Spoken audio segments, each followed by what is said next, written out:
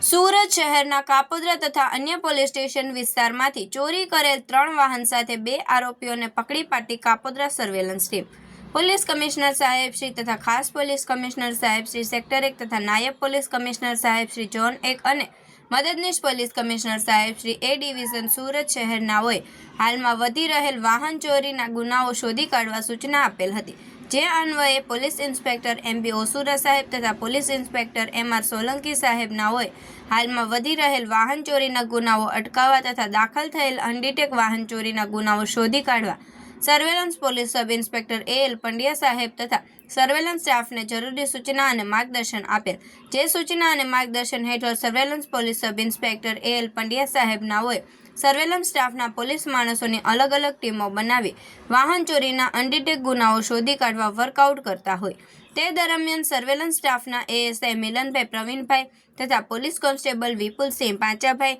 તથા police constable જય શૈલેષભાઈ નાઓને તેઓના અંગત અને વિશ્વાસુ બાતમીદાર મારફતે મળેલ સંયુક્ત બાતમી હકીકત આધારે અત્રેના કાપોદ્રા પોલીસ સ્ટેશન વિસ્તારમાંથી ચોરી થયેલ ઓટો રિક્ષા સાથે કાપોદ્રા નાના વરાછા ઢાળ પાસેથી 2 ઈસમોને ચોરીની ઓટો રિક્ષા સાથે પકડી પાડેલ અને સદરુ ઈસમોની વધુ પૂછપરછમાં તેણે અગાઉ 2 વાહનો ચોરી કરેલ હોવાનો હકીકત જણાવતા, જે આધારે બંને આરોપી અલ્પેશભાઈ જેસાભાઈ મેર અને મુકેશભાઈ અમશ્રીભાઈ દેવી પૂજકને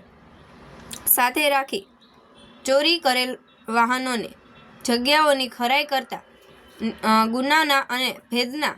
બનાવના કામે ચોરીમાં સંડોવાયેલ હોવાનું જણાવેલ, જે કુલ 3 વાહન ચોરીના ગુના બનાવ ભેદ ઉકેલી પ્રશંસનીય કામગીરી કરેલ છે.